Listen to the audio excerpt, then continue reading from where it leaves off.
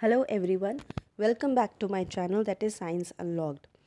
Now in the previous section of this particular series we have talked about the different set of plants and animals which are acting as the food products and which are used as food worldwide. Now we move to a specific aspect of this whole scenario, that is how exactly the animals obtain their food. As we all are human, so we generally tends to come to this point where the humans are involved. So here also we'll come to that particular point at some point, that how exactly the animals obtain their food. So when we talk about that how exactly they obtain their food, the very first thing we need to consider is that when we talk about the different set of animals around the world, the very basic thing and the common thing is that they are not going to have chlorophyll in it. So obviously they cannot make their own food on their own. So what happens is that they are dependent on the different set of animals, plants and their respective products so that they can fulfill their need for the requirement of food, for fulfilling the requirement of energy in their body. So on the basis of the different set of types or the ways with which they are going to obtain their food, the things that they are going to consume as their food material, we do have three set of animals around us, that is herbivores, carnivores and omnivores. Now, these particular set of terms are quite familiar with all of you, I believe. So, let's get into them in detail.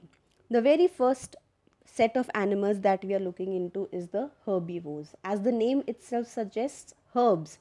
That means in this particular set of category, we will come to see those particular animals which will going to consume the different set of plants and plant products as their main food or the food that they are going to consume.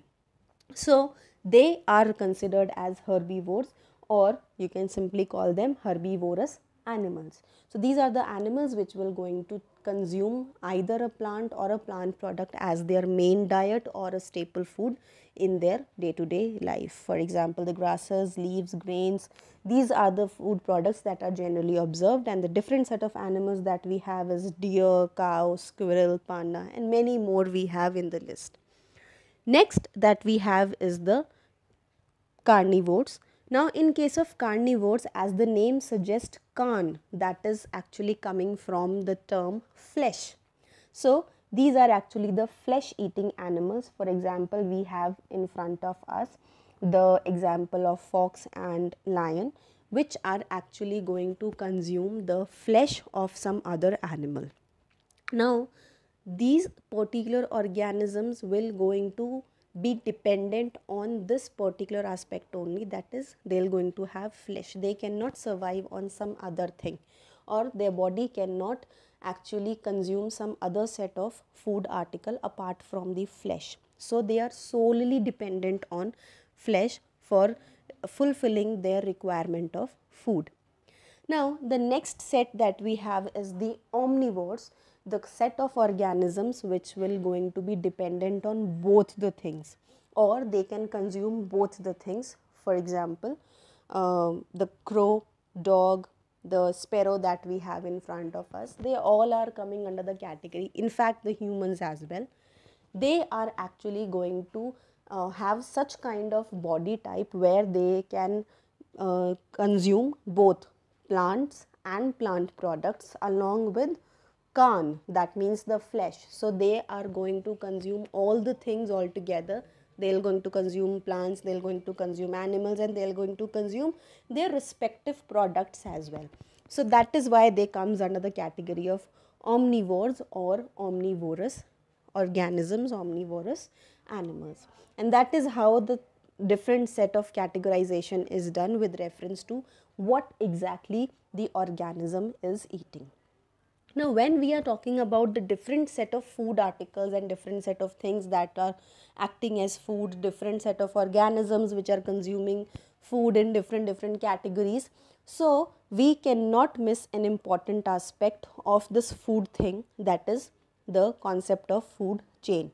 So this is basically the chain or a series of organisms which will going to help in transfer of organisms where in most of the cases you will observe that you will find in most of the cases you will find that there will going to be one particular initiator of the chain which will going to be considered as producer.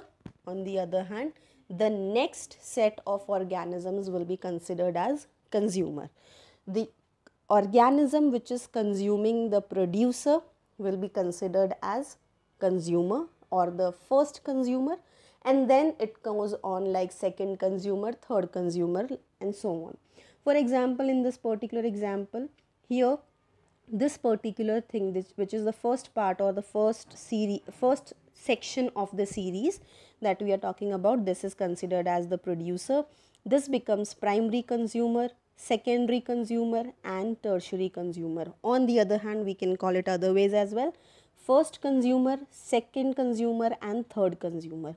Same, we move to the next set of chain, that is producer, first consumer, second consumer, and third consumer. And similarly, the food chain keeps on going depending on this thing, that what exactly different set of organisms are involved here. Now, when we talk about the concept of food chain, one related aspect with it is food web, where different set of food chains are interconnected with each other.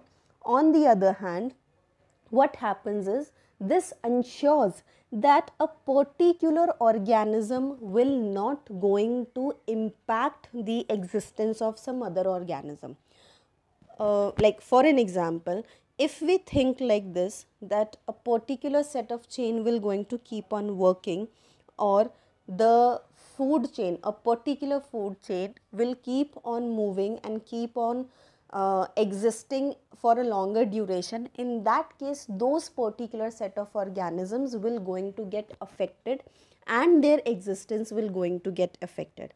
So it is one of the way of ecosystem to maintain an overall balance, that one particular organism doesn't get affected and its existence doesn't get affected, and the requirement and dependency of a particular organism for its food, for its energy, can be fulfilled properly. So that is how the set of food chain works, where we will observe that different set of linked food chains exist, where one particular organism will not be solely dependent on a second organism. It will going to have alternative options in front of it, so that the requirement of food can be fulfilled. On the other hand, it doesn't impact the nature in a negative manner. So it is the you can say the self-made system of the ecosystem where we are living, where one way it is actually keeping check on the requirement of the organisms on its own. On the other hand, it is keeping a check on this thing as well, that the existence of one organism will not going to be dependent on some other one in every manner. So with this, we are done with this particular chapter. We are done with the topic that we were supposed to take up today. Rest we will going to continue in the upcoming sections. So till then, keep learning and take care.